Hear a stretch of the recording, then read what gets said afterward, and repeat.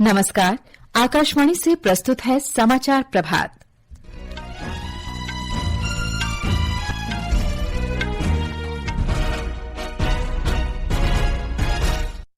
Ukraine के राष्ट्रपति Volodymyr Zelensky ने कहा, भारत यूक्रेन रूस संघर्ष समाप्त करने में वैश्विक राजनयिक प्रयासों में महत्वपूर्ण भूमिका निभा सकता है। रक्षा मंत्री राजनाथ सिंह और अमेरिका के रक्षा मंत्री लॉयड ऑस्टिन ने दोनों देशों के बीच वर्तमान रक्षा सहयोग गतिविधियों की समीक्षा की। गृहमंत्री अमित शाह आज छत्तीसगढ़ में नक्सल रोधी अभियानों की कई बैठकों की अध्यक्षता करेंगे।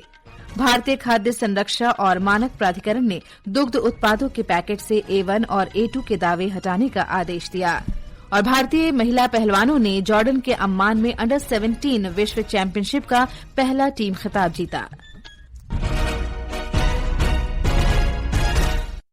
समाचार प्रभात के साथ मैं फरहत नाज। यूक्रेन के राष्ट्रपति वोलोदिमीर जेलेंस्की ने कहा है कि भारत यूक्रेन और रूस के बीच संघर्ष समाप्त करने में वैश्विक राजनयिक प्रयासों के तहत महत्वपूर्ण भूमिका निभा सकता है। श्री जेलेंस्की का ये बयान प्रधानमंत्री नरेंद्र मोदी की यूक्रेन की पहली यात्रा के बाद आया है। श्री जेलेंस्की प्रधानमंत्री मोदी के साथ द्विपक्षीय वार्ता के बाद भारतीय मीडिया को संबोधित कर रहे थे। If we are speaking about global role, because you have global influence, very big country, very big population, and that's why, and very big influence on Russian economy. Today you have it, and it's true, because really a lot of export possibilities for Russia closed, but India is open. वार्ता के दौरान श्री मोदी ने Shri Zelensky से कहा कि Ukraine और रूस दोनों देशों को बिना समय गंवाए एक साथ बैठकर संघर्ष समाप्त करने के लिए बातचीत करनी चाहिए। उन्होंने कहा कि भारत फरवरी 2022 में संघर्ष शुरू होने के बाद से ही शांति का पक्षधर रहा है। यूक्रेन के राष्ट्रपति ने भारत की मेजबानी में ग्लोबल साउथ देशों के दूसरे यूक्रेन शांति शिखर सम्मेलन के आयोजन का भी प्रस्ताव दिया। पहला यूक्रेन शांति शिखर सम्मेलन जून में स्विट्जरलैंड में आयोजित किया गया था। इसमें 90 से अधिक देशों और वैश्विक संस्थानों ने भाग लिया था। भारत ने कहा कि यूक्रेन संघर्ष के शांतिपूर्ण समाधान के लिए वह सभी पक्षों के साथ बातचीत करता रहेगा।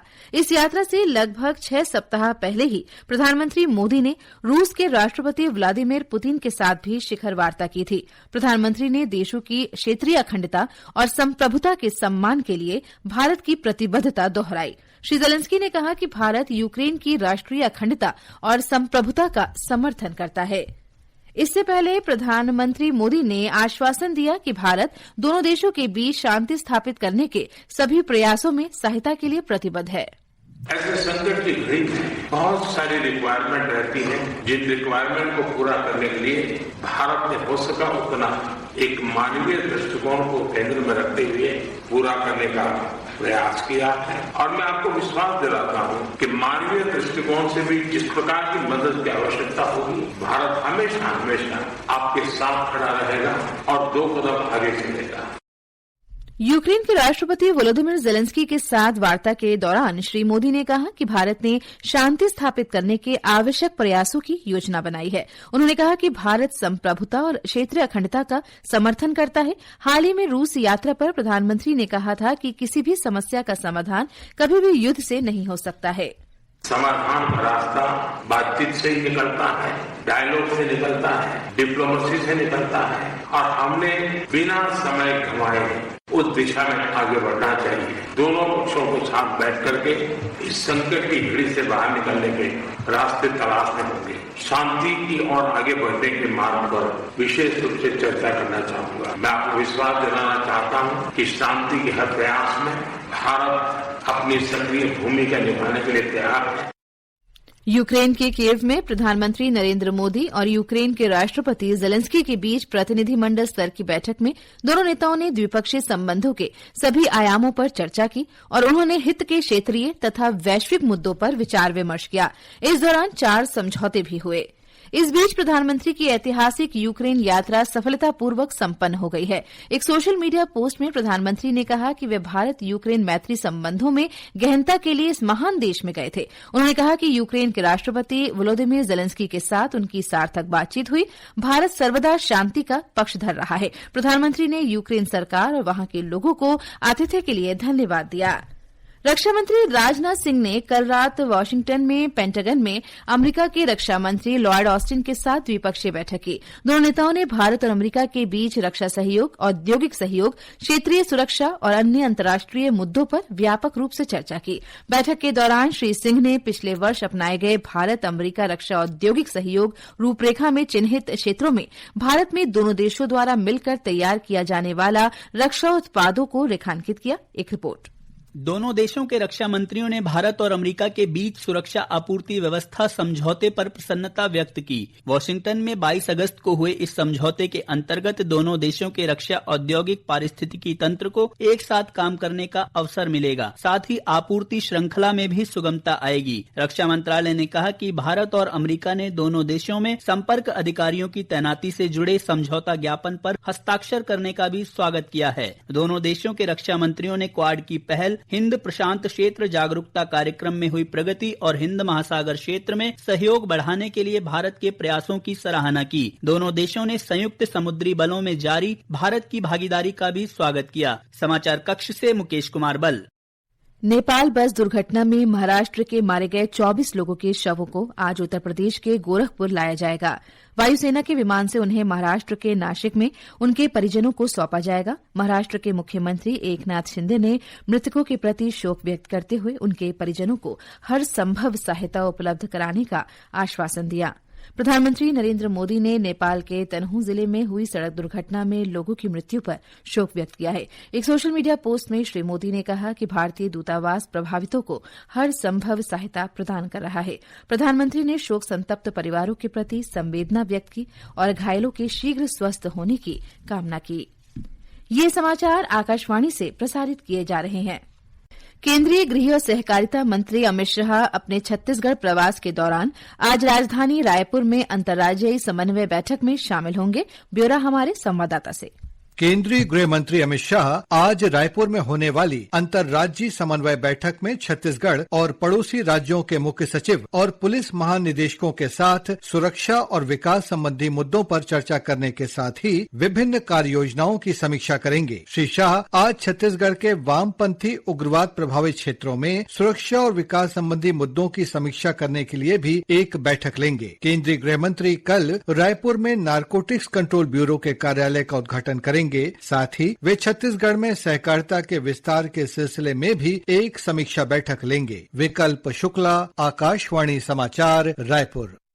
भारतीय खाद्य संरक्षा और मानक प्राधिकरण ने खाद्य उत्पाद से जुड़े संचालकों को दूध और दुग्ध उत्पादों पैकेटों से A1 और A2 के बारे में सभी दावे तत्काल हटाने का आदेश दिया है। यह आदेश ई कॉमर्स प्लेटफॉर्म पर खाद्य उत्पाद से जुड़े संचालकों पर भी लागू होगा। प्राधिकरण के संज्ञान में आया है कि खाद्य उत्पाद से जुड़े संचालक A1 और A2 के वर्गीकरण के अंतर्गत दूध और घी, मक्खन तथा दही जैसे दुग्ध उत्पादों की बिक्री कर रहे हैं।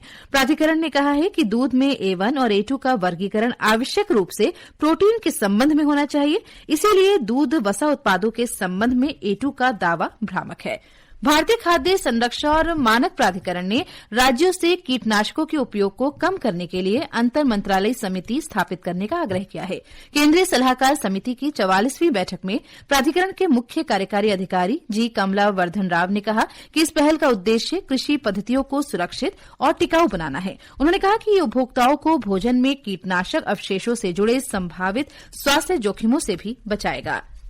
केंद्रीय गृह मंत्री अमित शाह ने जम्मू कश्मीर विधानसभा चुनाव में नेशनल कॉन्फ्रेंस के साथ गठबंधन को लेकर कांग्रेस की आलोचना की है। उन्होंने कांग्रेस पर देश की एकता और सुरक्षा को खतरे में डालने का आरोप लगाया। श्री शाह ने कांग्रेस पार्टी और उसके नेता राहुल गांधी से सवाल किया कि क्या कांग्रेस नेशनल कॉन्फ्रेंस के जम्मू कश्मीर के लिए अलग झंडे के वायदे और अनुच्छेद 370 और 35A को बहाल करने के फैसले का समर्थन करती है। इस बीच जम्मू कश्मीर विधानसभा चुनाव के पहले चरण में 5,66,000 युवाओं सहित 23,27,000 से अधिक मतदाता अपने मताधिकार का प्रयोग करेंगे। पहले चरण में 18 सितंबर को 7 जिलों की 24 विधानसभा सीटों पर मतदान होगा। और अब खेल जगत की खबरों के साथ हैं मुकेश कुमार।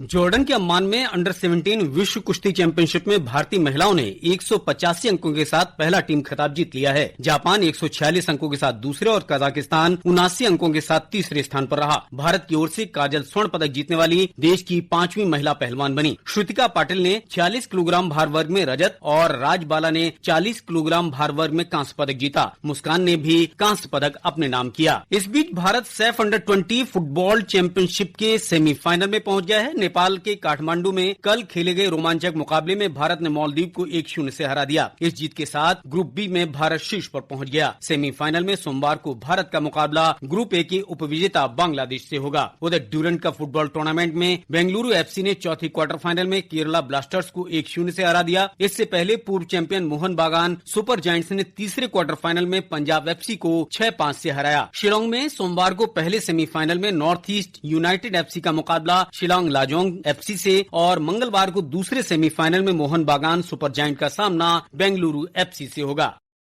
मौसम विभाग ने रविवार को त्रिपुरा, मिजोरम और पश्चिम मध्य प्रदेश में अलग अलग स्थानों पर मूसलाधार वर्षा की संभावना व्यक्त की है। अगले 3 दिन के दौरान मध्य महाराष्ट्र, मध्य प्रदेश, मेघालय और मिजोरम में तेज बारिश हो सकती है। मौसम विभाग ने सप्ताह के दौरान केरल, माहे, तटीय दक्षिण आंतरिक कर्नाटक, लक्षद्वीप, तटीय आंध्र प्रदेश, यनम, उत्तराखंड और पूर्वी राजस्थान में व्यापक हल्की से मध्यम वर्षा का अनुमान लगाया है। इस बीच दिल्ली और इसके आसपास के इलाकों में आज मध्यम से तेज बारिश हुई।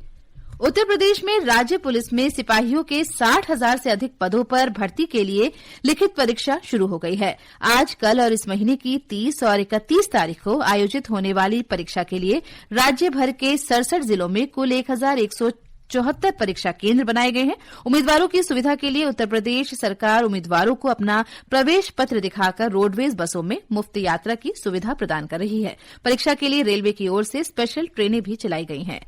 ये समाचार हमारी वेबसाइट www.newsonair.gov.in और हमारे न्यूज ऑन एआईआर ऐप पर भी उपलब्ध हैं। और अब आज के समाचार पत्रों की सुर्खियों के साथ हैं अलका सिंह। धन्यवाद फरहत। रूस यूक्रेन युद्ध के दौरान जान गंवाने वाले बच्चों पर राष्ट्रीय सहारा ने मेरा क्या कसूर शीर्षक से प्रधानमंत्री मोदी और यूक्रेन के राष्ट्रपति जेलेंस्की की भावनात्मक तस्वीर प्रकाशित की है। पत्र लिखता है, युद्ध में मारे गए मासूमों की याद दिला रहे हैं ये खिलौने। वहीं राजस्थान पत्रिका ने प्रधानमंत्री के इन शब्दों को प्रकाशित किया है कि शांति का संदेश लेकर आया हूं, युद्ध को बताया बच्चों के लिए विनाशकारी।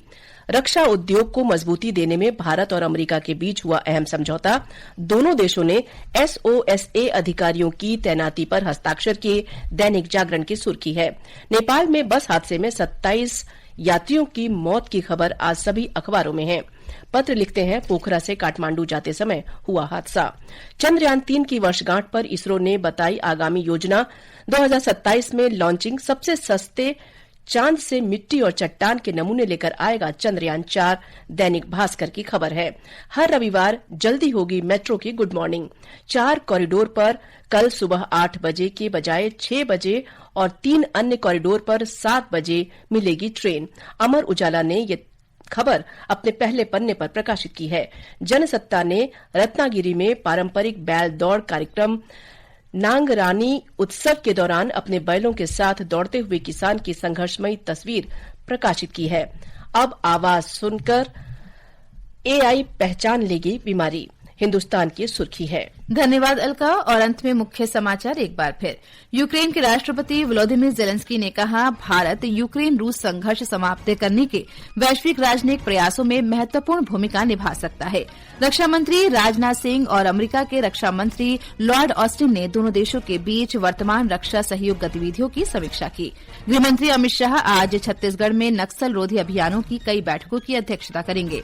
भारतीय खाद्य संरक्षा और मानक प्राधिकरण ने दुग्ध उत्पादों के पैकेट से A1 और A2 के दावे हटाने का आदेश दिया। और भारतीय महिला पहलवानों ने जॉर्डन के अम्मान में अंडर 17 विश्व चैंपियनशिप का पहला टीम खिताब जीता। इसके साथ ही समाचार प्रभात का ये अंक समाप्त हुआ। नमस्कार।